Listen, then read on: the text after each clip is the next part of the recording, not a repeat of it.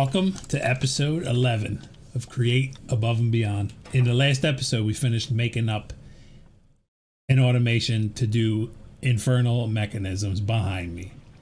And at the end of that episode, I promised you that we were going to get into making an elevator. So I dug a hole. We got a hole going all the way down to the cave below. And that is where the elevator is going to be. But in order to power the elevator, I wanted to do something different other than fans. So I went ahead and I built a kelp farm.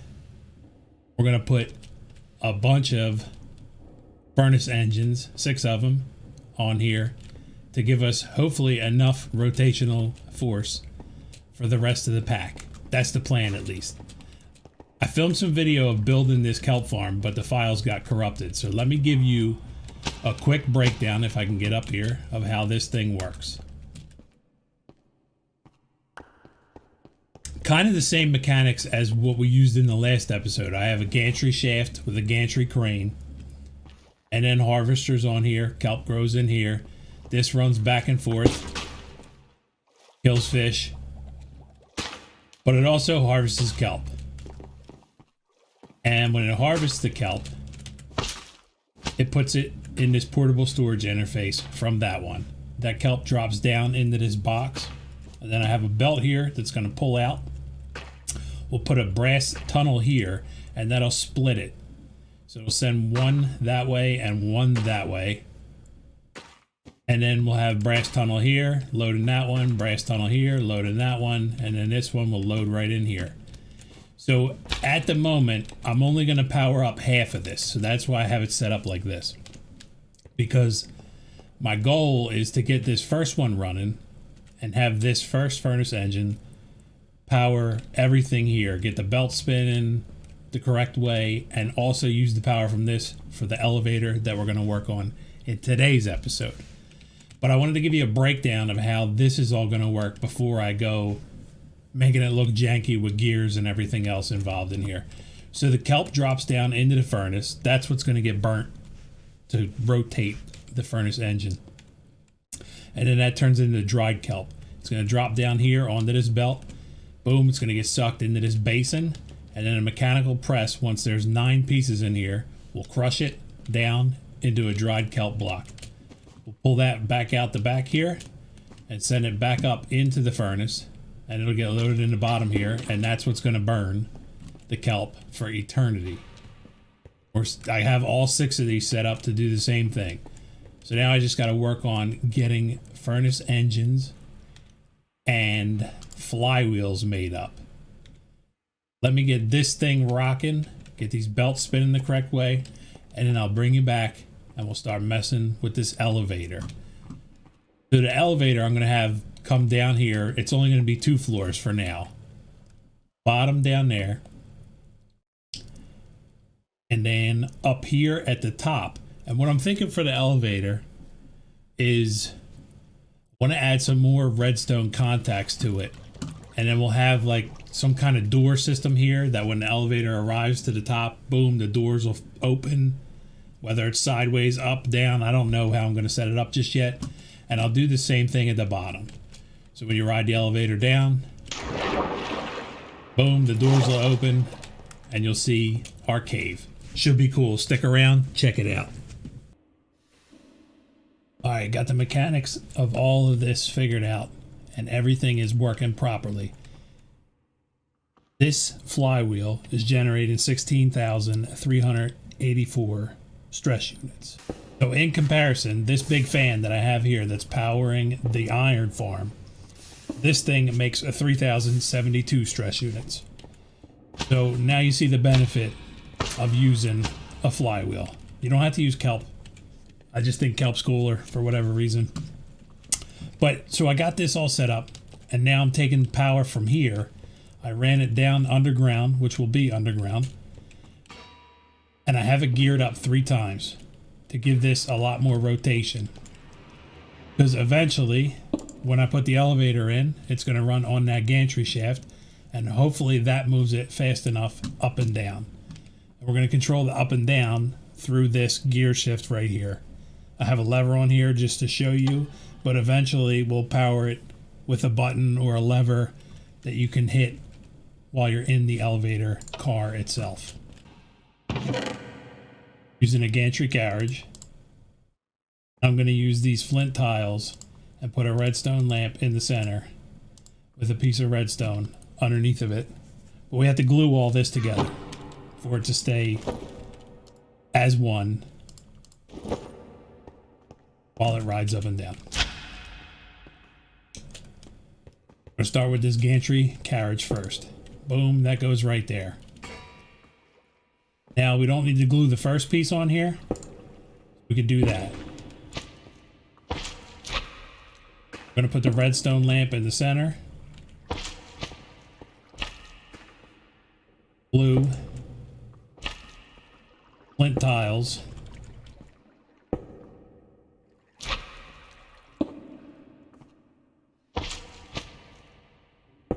That is going to act as the floor. Now I need to glue a piece of redstone underneath here so that the light stays on, hopefully. Do you move? Put a shaft in here. Does go up and down. Well, it goes up right now. And that's not a bad speed. Okay, it goes all the way up. Boom, hit the lever. Comes all the way down.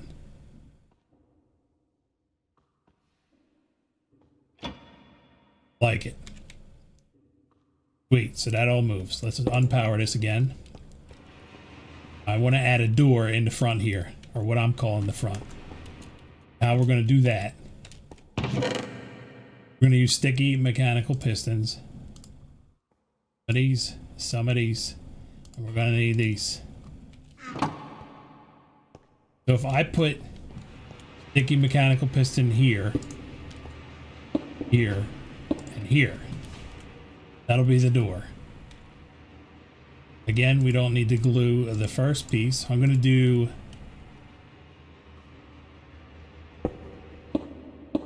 three, and then iron bar. I don't know that that's even going to look right when it goes up, but we will see. Glue these on top of here again.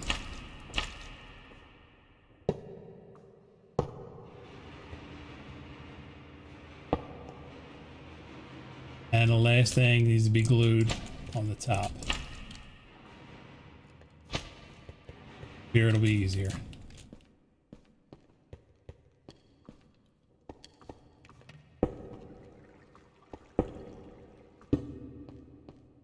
Okay, that's going to be the door. Down now. We need to figure out how we're going to get it up. So I have this gearbox is powering this gear shift right here. If I take this lever, put it right there, nothing happens. Because we need to add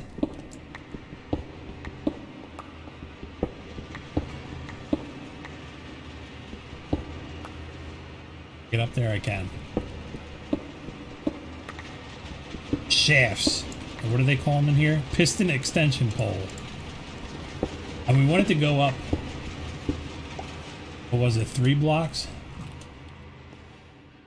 Want it to go up 1, 2, 3 blocks. So we need to add 3 extension poles.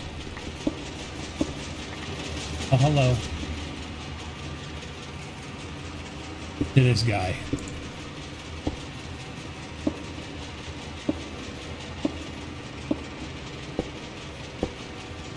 Now, when I hit this, door goes up.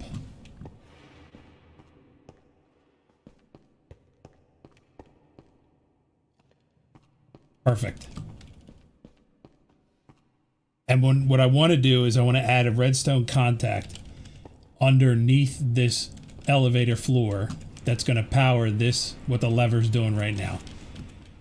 So when the 2 contacts hit, it'll emit a redstone signal.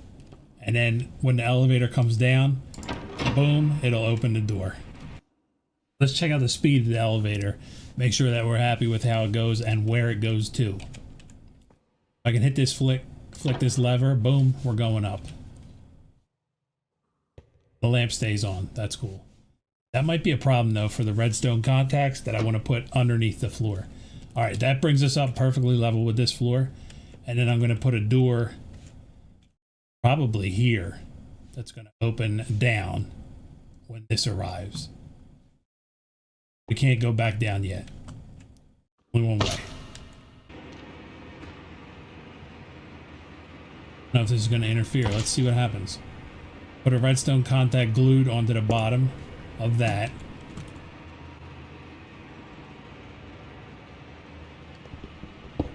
Let me dig down one here so I can put this in. Boom, now you should be hot. All right, it's lit up.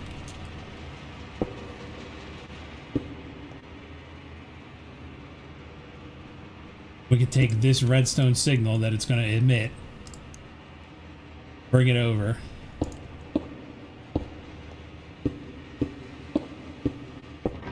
To the gearbox. Boom, now the door goes up, right? Cool. So now if I send this away, go to the top floor. Not doing anything because I took the thing out, the shaft. Boom. All right, go to the top floor. The door goes down, which we don't want that to happen. We want it to reverse. What if I put the torch right here?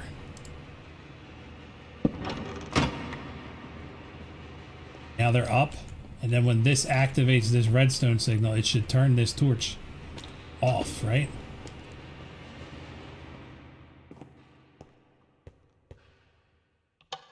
Back down. I don't know that this is going to work either. It does work. Sweet. Go up later.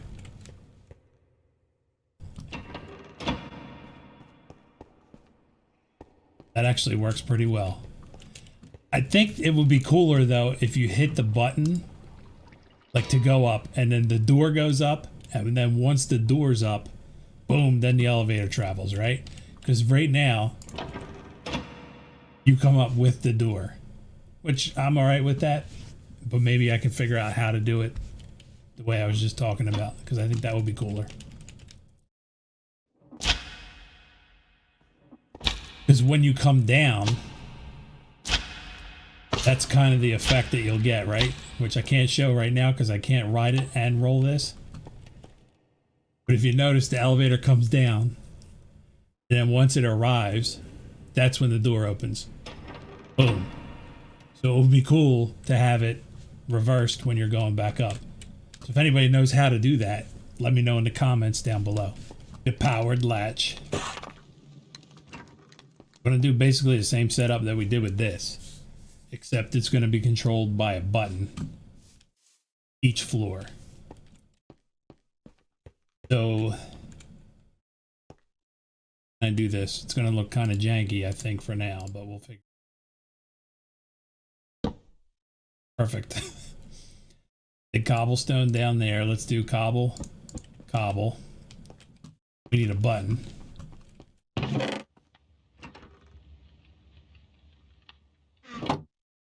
Two.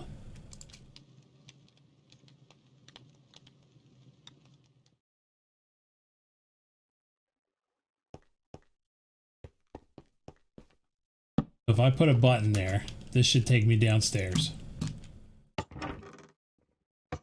Does not. Powered latch, and apparently fall through the floor. Check that out.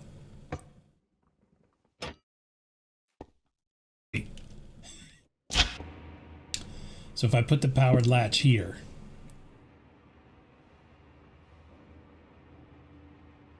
put a piece of redstone dust there.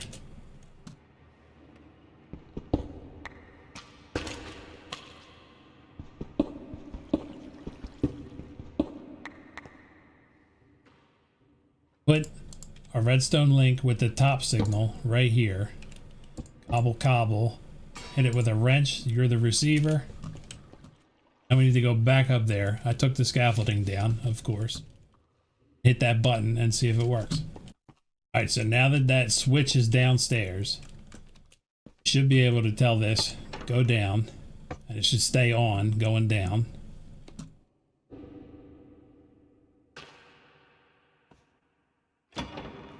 Boom, the door opens. Perfect.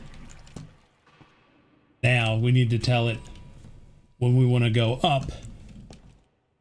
We'll do the same thing. We'll put a button right here.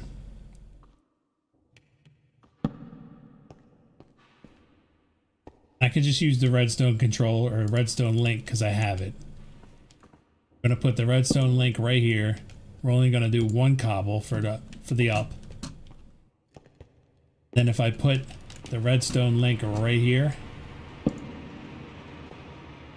one cobble for the up, hit with a wrench, for the receiver, this should work.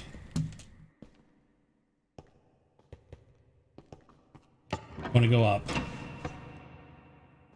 Oh baby, I think we got it. Now I just need to work on a door up here if this works. Okay, we're up. We want to go down. You don't punch it. So hopefully this makes sense to y'all. The gear shift controls the rotation of this shaft, right? The shaft controls the direction that the elevator floor is going to travel. So by hitting, changing, and giving this a redstone signal, or not a redstone signal, changes the way this is rotating. We get the door squared up on the top. Let me make this thing look like an elevator shaft, and I'll bring you back. Boom, we have an elevator.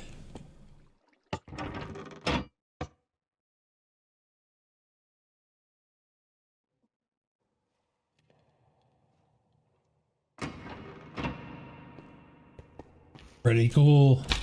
I'm actually shocked that it works. That is the first elevator I have ever attempted to build in Minecraft. And I'm not a redstone genius by any chance, if you saw that in the video. But now is a good time to say bye-bye. Thanks for watching, y'all. Hope you enjoyed the video. Have fun and peace!